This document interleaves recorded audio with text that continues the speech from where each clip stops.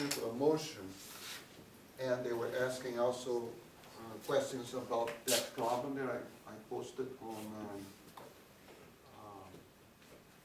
last class, that I presented last class, on moment of inertia. So I decided to review both those topics. And then we'll have a problem involving torque and work. Last class, there were some questions about if torque is work, or not. Because you see here R and F, you might be led to believe that torque is work. But torque is not work. Torque, can produce work, but it's not work. So we're going to review all that. So we're starting with deriving the formula for centripetal acceleration. Where is that coming from? We covered that before, but I'm just reviewing here. So if I have a particle here, and this is a uniform motion, so that means uniform motion, what does that mean in terms of the angular velocity? It's not like changing at different rates, it's changing at like a constant rate, I would say. Well, if it's change constant, you're saying two things that are a little different, the Like opposite. speeding up at like the same like rate. The same rate, yes, Yeah. good. Same rate. So if the angular acceleration is constant on a uniform motion, period, right? That's why we call uniform motion.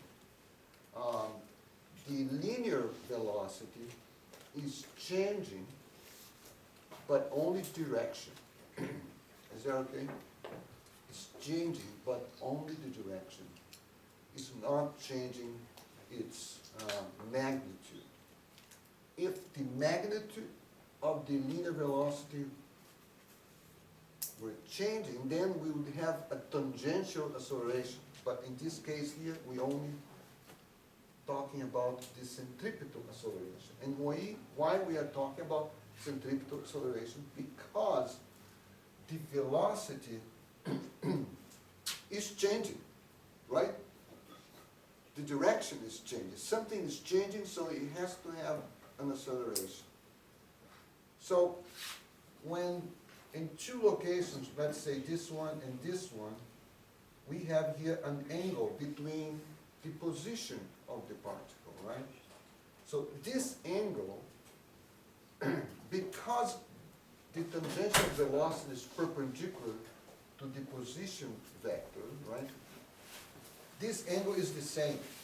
This theta is the same as theta 2, okay? So I have here a triangle, I have here a triangle, so because they're similar, I can say that this divided by the radius is going to be equivalent to this divided by that. It's a proportion relation here, right? Between the velocity and the displacement. So I can use that. And by using that, I solve it for the variation on the velocity. And when I divide that by delta t, what happens is I have this v over r here, because I move this v to the other side of the equation. But then I have another v here, you see, because that's the displacement divided by the time. I get acceleration on this side, and on the other side I have another velocity. That's why I have v squared over r. Is that okay? So that's how this formula shows up. The formula is here, centripetal acceleration is v squared over r. That's the first step. Now, if we move here now, and we see that this distance here, if I go through the whole circumference, S is going to be 2 pi r, right? The circumference circumference is 2 pi r. So I would calculate the velocity, linear velocity, if I have the whole distance here divided by the period, I have the velocity. That's the formula for the velocity, right? Displacement divided by time. But because this is a circumference, the whole circle is 2 pi r, so 2 pi over the period is the angular velocity. So now I have a relation between the linear velocity and the angular velocity. Okay? Now, with this, I can come here, again now, to my centripetal acceleration and plug this in, so I got now the centripetal acceleration in terms of the angular velocity. Okay? So, up to this point, we are considering the uniform motion, circular motion, right? But from now on, we're going to talk on the tangential acceleration. Now it's considering that, you know, this is being accelerated. That means that the part is being, the magnitude of the linear velocity is changing. Not only in direction, but now it's changing also in terms of magnitude. Like, you know, I start slowly and then I start really going around really quick. So I'm accelerating there. So I need to, again, it's delta V over T, right? Like here.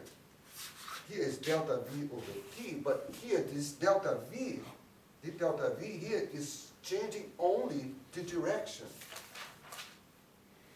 Okay? That's why I call this delta V delta T the centripetal acceleration. Okay? But now here, this delta V over delta T is changing direction and magnitude. Okay?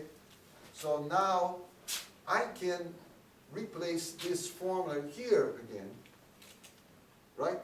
If I have done this before in this situation, what would happen? If I had to replace this V by omega r, what do you think was going to happen on a condition of a uniform circular motion? If I substitute this here, right here, You get alpha right over there. what is a circular, uniform circular motion? What is W? Is W changing? Is the angular velocity changing on the circular motion? No. So there is no variation on W. What about the radius? Is radius changing? No. So there's going to be zero, right?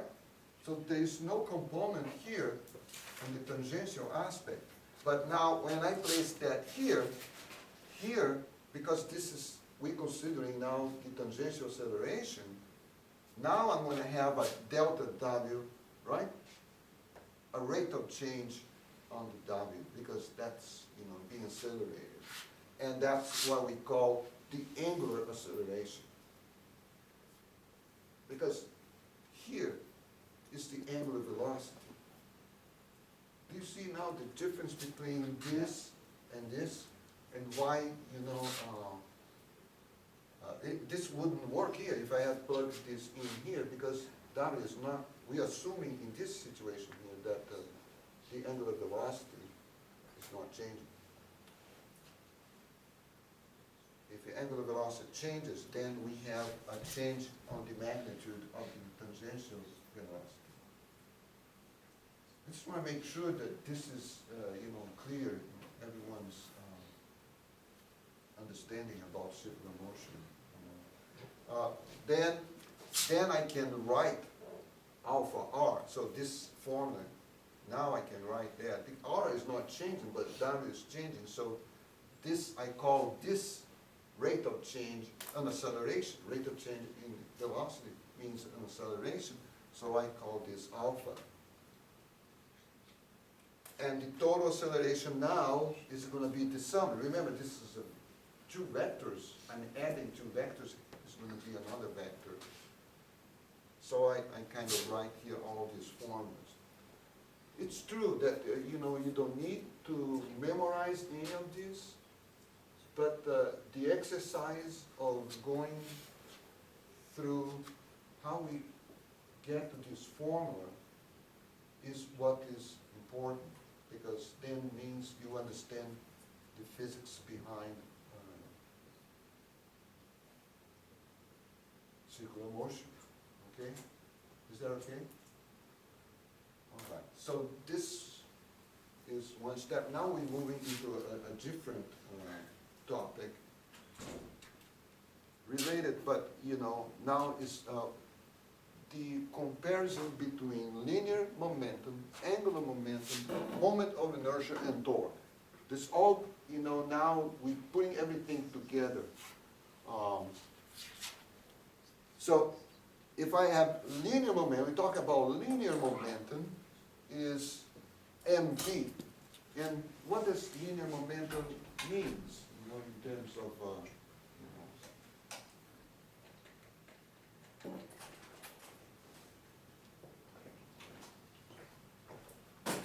Oh, wow, you brought that. Thank Yeah. you.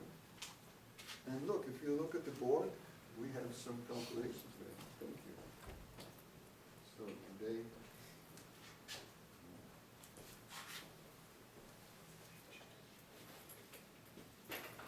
So, remember we were talking about linear motion and the mass, right? What is mass? What is your understanding of mass? The energy content in an object, Is what? the energy content in an object. Yeah, but I'm talking about motion, right? In terms of the resistance to start motion or to stop, right? A car, if I move the car, right? Depending on its mass. So when I'm talking about linear momentum, you're combining mass with the velocity. What does that mean in terms of starting car in motion, to get started in a motion, or to stop? So that means this number refers to some sort of resistance, right? Now, the angular momentum, right?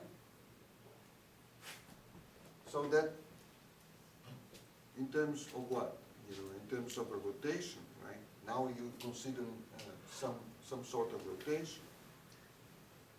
So what's that going to be? It's going to be a resistance, right? To start to rotate or to stop. So when I define linear momentum is m times v. They are both vectors, right? The momentum is a vector, because mass is a scalar, but velocity is a vector. So,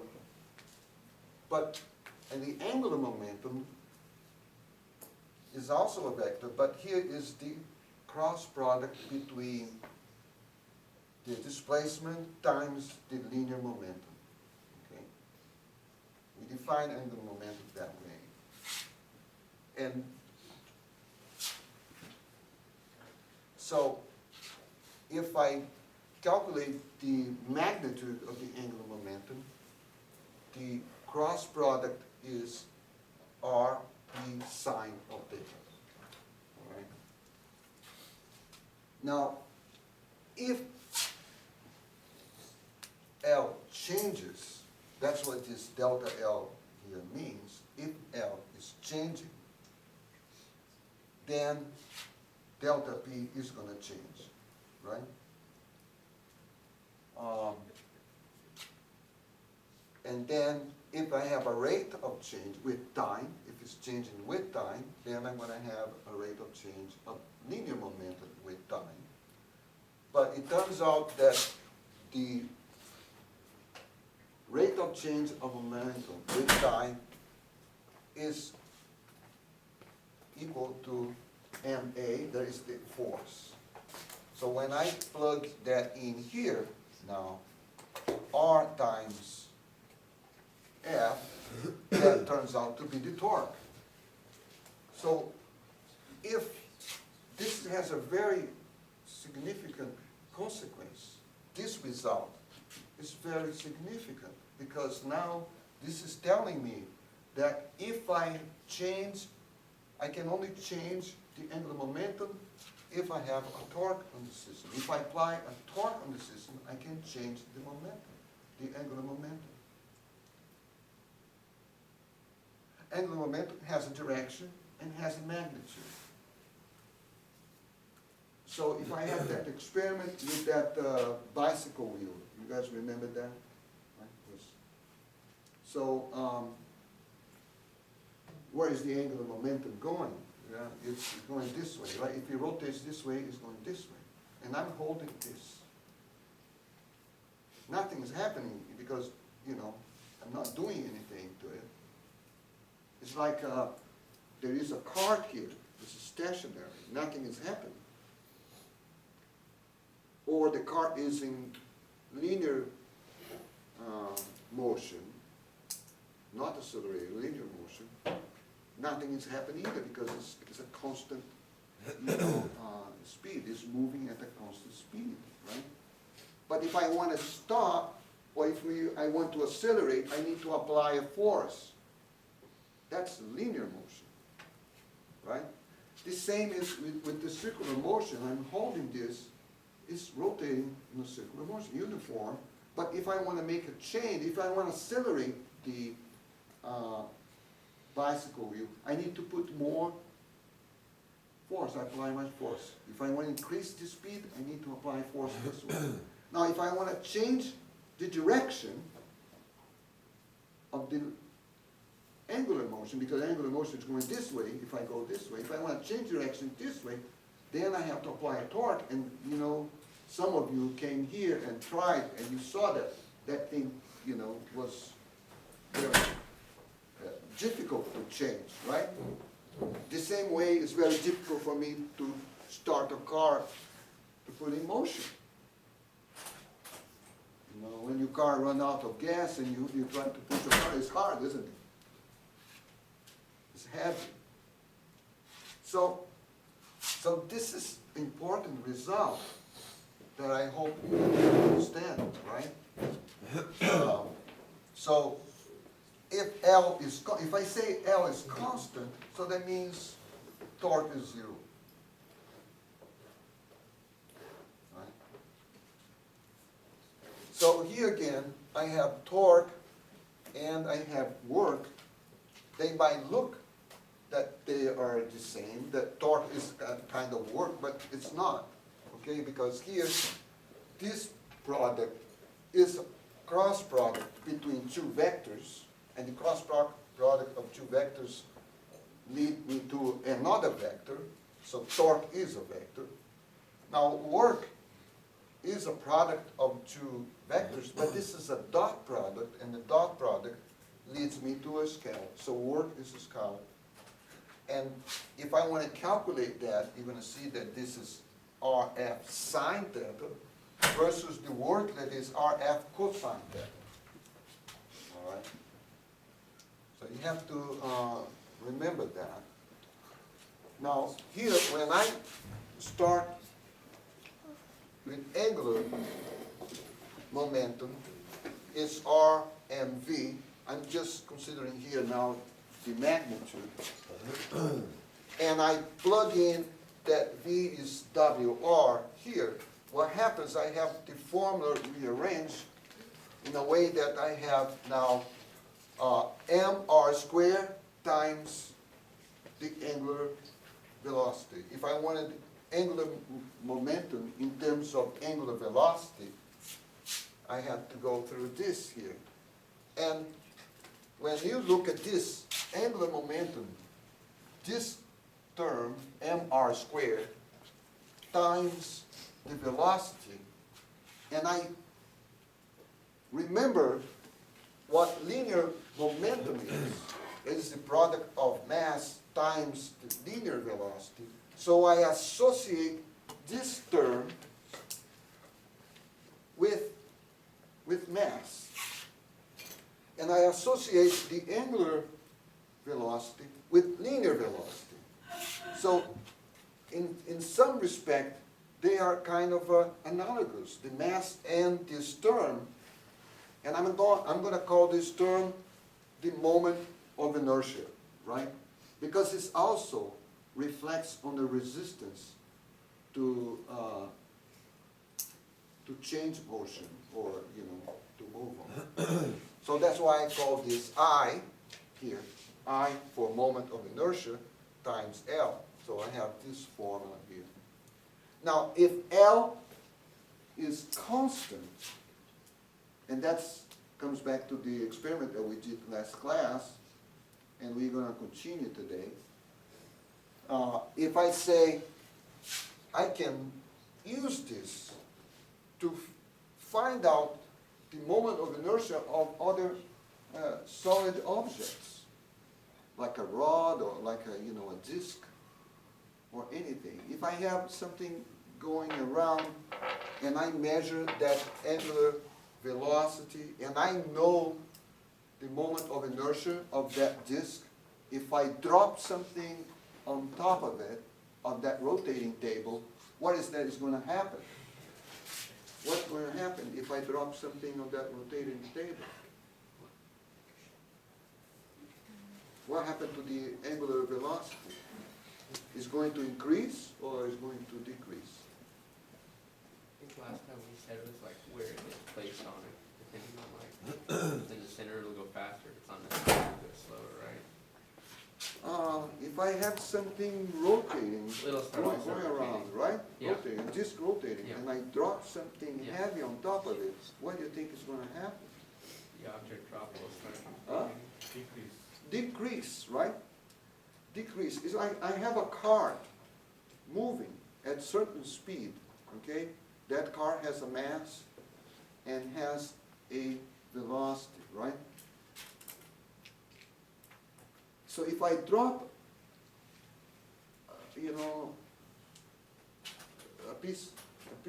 an object on top of the car, what do you think is going to happen? It slows down, right? But linear momentum is conserved, right? The speed is going to go down, but the mass is going to go down, so it's going to be conserved. So here is the same thing. If I drop something, right, what's going to happen to this angular? The moment of inertia is going to increase, the same as the mass has increased, but now the angular velocity has to decrease, right? So playing with that, we are able to determine moment of inertia of unknown, right? Some objects that we don't know, so we can use this formula. This formula is important for that experiment because of that. Okay? If L is constant, if I goes up, right? If I drop an object, I goes up, and the angular velocity goes down. Okay, so that's the game here. Now, if we again consider that the angular momentum is changing, right? And now we have delta L, delta D. So now I have here that the angular velocity is going to change, right? So now this is the angular acceleration. So I now make a relation between torque, moment of inertia, and angular acceleration.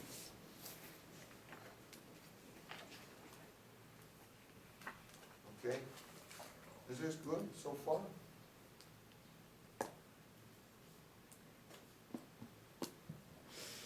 So we are recording this, so if you have still questions, please make sure you review the videos. That's the whole idea of making these videos, okay? And please send me, emails asking questions. I'm doing this, I'm reviewing this today because some students asked me questions, okay? So I can make sure you guys understand. That's why I review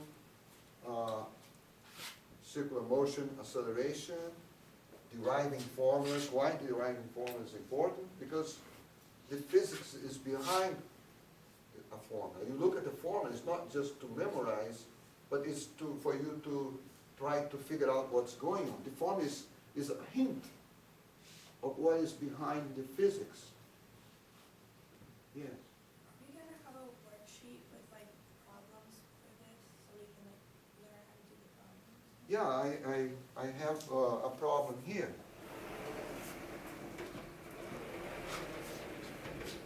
We have a problem here that we can do. And let's see, maybe next week we're going to have some practice problems about these topics. Okay. So this here is relating rotational work with linear work. Okay. Let's say I have a wheel with a certain radius, and I have a string that is going around this wheel. So when I push that, right, so I get the length of the string, because work is what? Is distance times the force, right? So if I do that, right, I have here my distance and I have my force, so I can convert that work in order to make this thing to rotate. What is the work that I'm going to need to have this thing to start rotating, right? I have to do something. So S here represents this circle, right? So it's 2 pi r. So the 2 pi is the angle, right? But 300 degrees, right, is 2 pi. But if it's not 360 degrees, right? If it's not 360 degrees, so I have to write down here just the angle theta. So S is theta times radius. That's where this formula comes from. It's coming from here. Okay? Now, if I substitute that here, I'm going to have R theta. So Fr is the torque. So now you see that torque is not work, right? Can lead to work, but it's not work. It's like force by itself is not work, right? Work, definition of work is distance times force. So when we had that example, even on the exam, that I had this guy, applying some force here on the wall, and I asked, what is the work, right? It has to be 0 because there is no distance there. So now you have a relation between work, torque, and the angle. So I have here on the board a problem. So can you guys try to solve this problem?